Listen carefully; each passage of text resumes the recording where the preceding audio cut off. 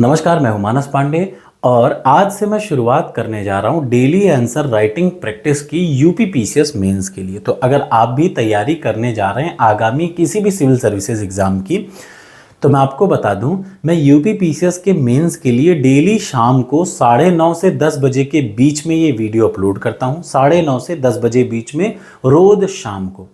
और इस वीडियो में मैं आज से आपको क्या करूंगा, डेली एक प्रश्न कराऊंगा। प्रॉपर पहले मैं टॉपिक बताऊंगा कि सिलेबस के अकॉर्डिंग किस टॉपिक का ये पार्ट है। उसके बाद उस पे आधारित एक प्रश्न आपको खूब बढ़िया बताऊंगा। उसका सॉल्यूशन कैसे लिखा जाएगा वो बताऊंगा। सॉल्यूशन लिखने के बाद आपको क्या करना है, ये पीडीएफ मैं अपने टेलीग्राम चैनल पर फ्री ऑफ कॉस्ट डालूंगा। ठीक, उस पे से आपको जाना है, प्रश्न देखिए, इस वीडियो को देख लीजिए, उसके बाद खुद से इसी का उत्तर लिखने की प्रैक्टिस करिए। और जब आप अपना उत्तर लिख लें तो इस आइडियल आंसर से अपने उत्तर को मैच कराने की कोशिश करें। मैं ये बिल्कुल अभी से बता दूं कि हो सकता है आप में से कुछ बच्चे इससे अच्छा लिख लें, बट एक ये आइडियल है जिससे आप खुद को कंपेयर कर सकते हैं। आप इससे अच्छा लिख सकते हैं या इसकी तरह लिखने की कोशिश कर सकते हैं। तो चलिए शुरुआत करते हैं। ये पहली क्लास है। डेली शाम को 9:30 से 10 बजे के बीच में ये आपको डेली आंसर राइटिंग क्लास मिलेगी। याद रखिए, सिलेक्शन सिर्फ उसी का होता है जो साल भर पढ़ाई करते हैं। एग्जाम के 3 महीने पहले से जो लोग तैयारी करते हैं ना, वो सिर्फ रोते हैं और वो फिर बार बार अगले एग्जाम की तैयारी करते हैं। बुरा मत मानिएगा, सच यही है कि सिलेक्शन सिर्फ तब होगा जब आप डेली बेसिस पे कोई काम करेंगे। इसीलिए सिर्फ 15 मिनट डेली का दीजिए इस वीडियो को। 15 मिनट में वीडियो देखिए, अगले 15 मिनट में खुद का उत्तर लिखिए और कंपेयर करके मैच करा लीजिए। आपको लिखने का तरीका हो जाएगा, क्योंकि देखिए प्रीलिम्स ना पढ़ पढ़ के पास किया जाता है, लेकिन मेंस को लिख लिख के ही प्रैक्टिस किया जा सकता है। प्रश्नों के उत्तर लिखेंगे, यही एक तरीका है एग्जाम में पास होने का। मेरा ये मानना है कि अगर आप 50% तैयारी कर चुके हैं, मतलब आपका 50% प्रिपरेशन होना चाहिए, लेकिन 50% आपको नॉलेज होनी चाहिए कि how to write the best answer. तो चलिए शुरुआत करते हैं। ये है यूपी पीसीएस मेंस का GS paper 1। UP PCS mains में 4 जीएस के पेपर होते हैं, जिनमें है जीएस पेपर 1। और उस जीएस पेपर 1 में एक टॉपिक है कि स्वतंत्रता संग्राम, ठीक, यानी इंडियन फ्रीडम मूवमेंट। तो इंडियन फ्रीडम मूवमेंट का ये प्रश्न है। ये प्रश्न क्या है कि वो कौन सी घटनाएं थी जिनके कारण भारत छोड़ो आंदोलन हुआ और इसके परिणाम बताइए। If I speak in English, तो what are the events that led to the quit India movement, point its result. अब अगर ऐसा प्रश्न आएगा, अच्छा ये प्रश्न आएगा तो कितने नंबर का आएगा ये भी मैं बता दूं कि यूपी पीसीएस के मेंस में ना 20 प्रश्न आते हैं टोटल। मेंस के चारों, चाहे कोई भी जीएस का पेपर होगा, 4 जीएस के पेपर हैं, हर पेपर में 20 प्रश्न आते हैं, जिनमें शुरुआत के 10 प्रश्न जो होते हैं वो 125 वर्ड में लिखने रहते हैं और 8 नंबर के होते हैं। और जो बाद के 10 प्रश्न रहते हैं वो 200 वर्ड में लिखने रहते हैं और वो 10 नंबर के रहते हैं। ये पेपर का पैटर्न कैसा है, पिछले सालों के पेपर कैसे आते हैं, इसके लिए मैंने हर सब्जेक्ट वाइज जीएस के एक प्लेलिस्ट बना रखी है। जैसे UP PCS main GS paper 1 की प्लेलिस्ट खोलिए, आपको उसको पूरा दिखेगा, फॉर्मेट, सिलेबस दिखेगा, फॉर्मेट दिखेगा, किस बुक से पढ़ना है वो भी दिखेगा। तो ठीक है ना। तो शुरुआत करते हैं। पहला प्रश्न कि कौन कौन से इवेंट थे जिन्होंने क्विट इंडिया मूवमेंट के बारे में का कारण थे और उसका रिजल्ट क्या था। याद रखिए, यूपी पीसीएस में ये यूपीएससी नहीं है। यूपीएससी बड़ा टेढ़े प्रश्न पूछता है, बस यूपी पीसीएस बहुत सिंपल से क्वेश्चन पूछता है। क्विट इंडिया मूवमेंट के बारे में बताइए, उसके क्या कारण थे, उसके क्या परिणाम थे। सिंपल, क्विट इंडिया मूवमेंट के कारण और उसके परिणाम, ये पूछेगा आपके यूपी पीसीएस में। कौन सा है ये टॉपिक, है इंडिया फ्रीडम मूवमेंट, यानी भारतीय स्वतंत्रता संग्राम। तो अब इस प्रश्न को, इसमें कुल मिला के कितने प्रश्न पूछे हैं, 2 प्रश्न पूछे। पहले आप अपना माइंड क्लियर करिए, ये प्रश्न 1 है कि 2 है, ये 2 प्रश्न है। प्रश्न में पहला पार्ट आपसे कह रहा है कि रीजन बताइए वो कौन कौन से इवेंट थे भारत छोड़ो आंदोलन के, और दूसरा पार्ट कहता है कि ठीक है, जब आंदोलन हो गया तो उसके परिणाम क्या हुए, यानी 2 प्रश्न के उत्तर देने हैं। इसको जब आप उत्तर लिखेंगे तो आप अपने उत्तर को 4 पार्ट में डिवाइड करेंगे, ऐसे प्रश्न को जिसमें 2 प्रश्न पूछे हैं। तो देखिए, सबसे पहला पार्ट होता है, हमेशा याद रखिए, इंट्रोडक्शन का पैराग्राफ लिखेंगे।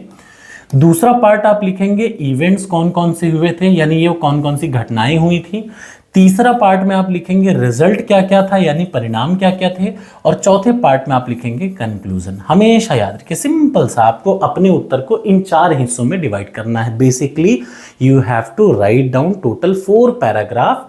और ऐसा प्रश्न आएगा तो ये बड़ा आएगा, यानी ये मान लीजिए कि ये 200 वर्ड में लिखने की आदत डालिए।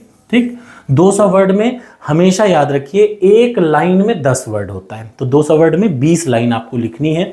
यहाँ पे कायदा ये है कि अगर आप 20 लाइन से ऊपर जाएंगे तो नेगेटिव मार्किंग होती है, यूपीपीसीएस में होती है। ठीक, तो अब चलिए शुरुआत करते हैं प्रश्न के उत्तर की। तो मैंने आपको बोला सबसे पहले आप शुरुआत कहां से करेंगे, इंट्रोडक्शन से। अच्छा, इंट्रोडक्शन में हमेशा याद रखिए जिस चीज से संबंधित चीज पूछी है, जैसे basically in this question two things have been asked, the first thing are the reason and second thing is the result of the quit India movement.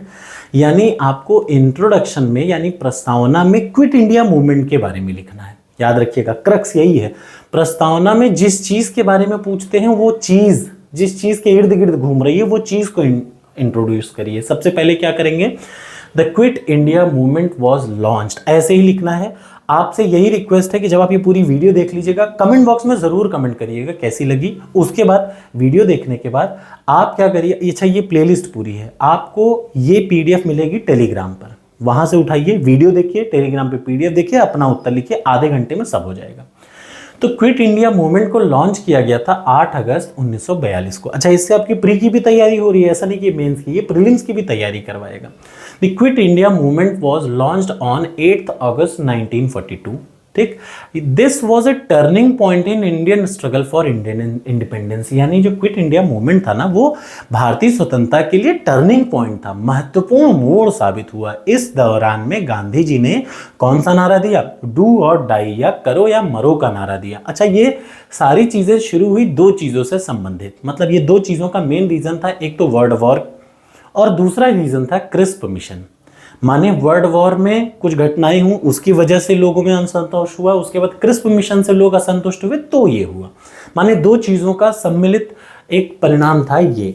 तो अब ये इंट्रोडक्शन में हमने भूमिका बनाई किस चीज की, कि करो या मरो का नारा गांधी जी ने दिया, इसके लीडर गांधी जी थे, 8 अगस्त 1942 को शुरू किया। इसका मुख्य कारण था वर्ल्ड वॉर 2 में घसीटा जाना बिना पूछे मते। अब आप उसको लिखेंगे वन बाय वन, कैसा, इवेंट्स कौन कौन से हुए। तो फर्स्टली ये पैराग्राफ लिखा, उसके बाद आप ऐसे लिखेंगे, ठीक, events leading during the Quit India movement means this will consist of all the events that happened during the Quit India movement. The very first event was impact of World War II. आपको पता होना चाहिए, देखिए एक तरफ English में लिखा है, एक तरफ हिंदी में, किसी को कोई समस्या नहीं होगी। ठीक, आई होप, और अच्छा लगे तो आप लाइक कर सकते हैं। देखिए पहला घटना क्या था, पहला घटना ये था, हिंदी में समझिए तो अंग्रेजों ने द्वितीय विश्व युद्ध 1939 में शुरू हुआ, सितंबर 1939, शायद 1 सितंबर 1939 में शुरू हुआ। और जैसे ही वो शुरू हुआ तो फिर अंग्रेजों को जब लगा कि गड़बड़ हो रहा है, तो अंग्रेजों ने इंडियन से बिना राय लिए, मतलब without taking the consent of Indian, they pulled all the Indian soldiers, all the Indians into this world war 2।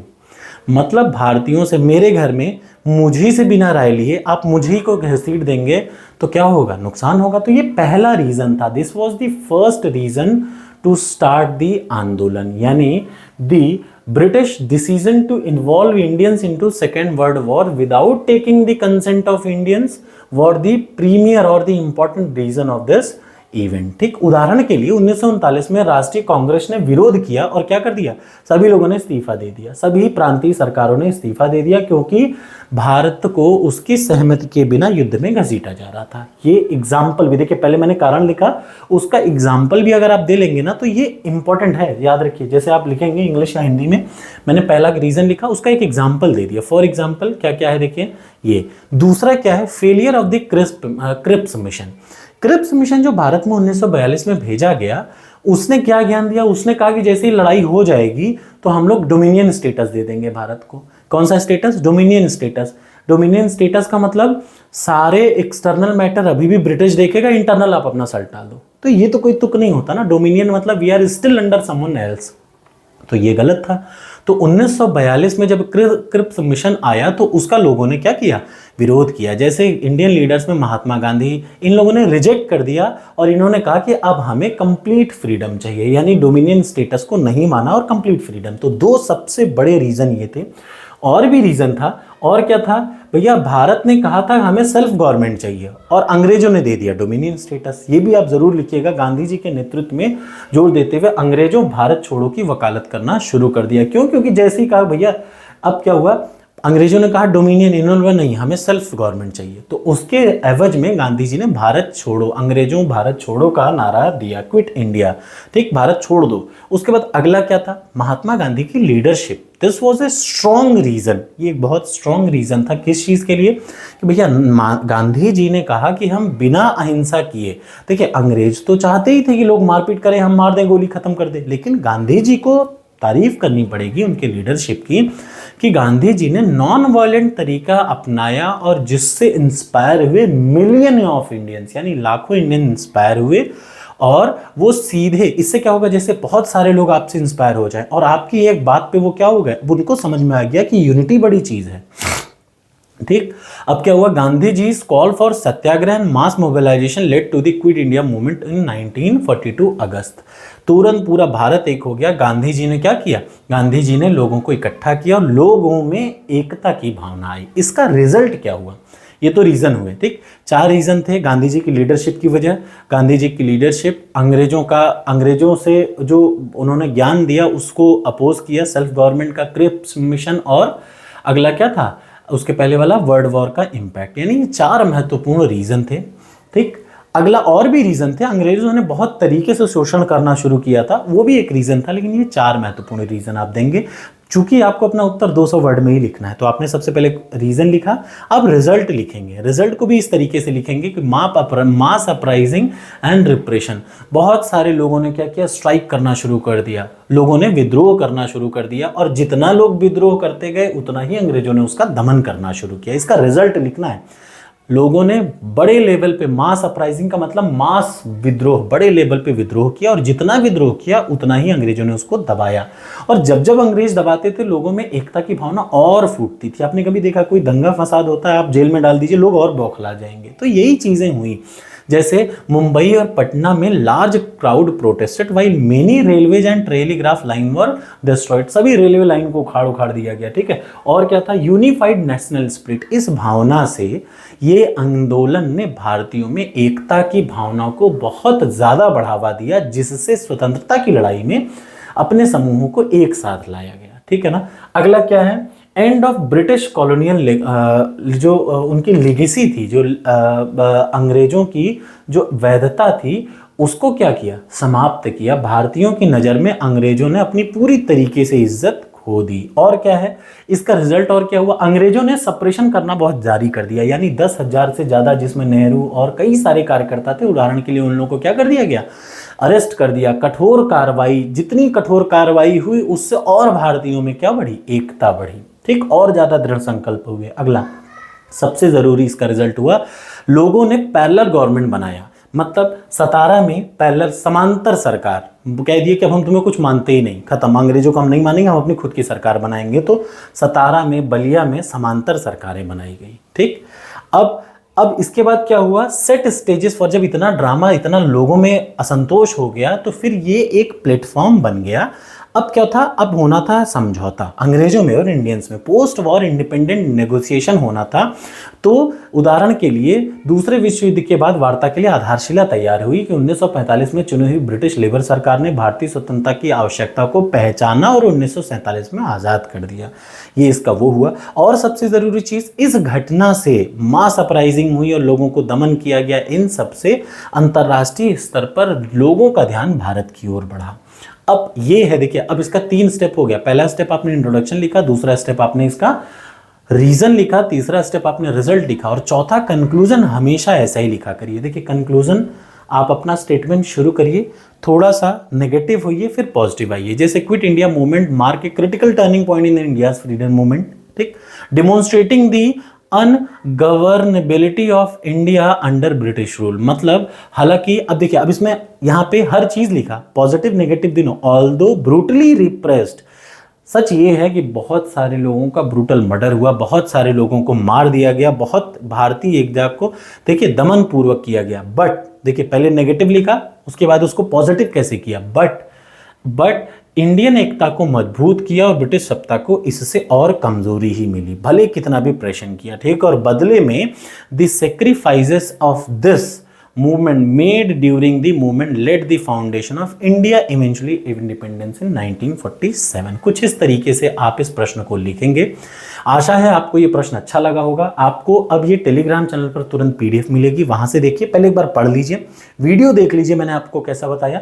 अब आप अपने से इसको उत्तर लिखने की कोशिश करिए। ठीक, और जो उत्तर अभी आगे चल के, अभी तो नहीं लेकिन हाँ आगे चल के जिसका सबसे अच्छा उत्तर होगा, क्योंकि मेरे पास अभी रिसोर्सेज बहुत नहीं है ना, तो इस वजह से मैं बहुत डील नहीं कर पा रहा हूँ हर चीज़ों को, लेकिन अभी पहले ऐसे शुरुआत करते हैं। आप इसका आइडियल उत्तर देखेंगे और अपने उत्तर को इस हिसाब से सही करेंगे। वीडियो अच्छी लगी हो तो कमेंट बॉक्स में कमेंट करिए। आशा है अब आप रोज कुछ कर, याद रखिए सिलेक्शन कब होगा, जब आप डेली बेसिस पे ये प्रैक्टिस करेंगे। थैंक यू सो मच, मिलते हैं अगली वीडियो में।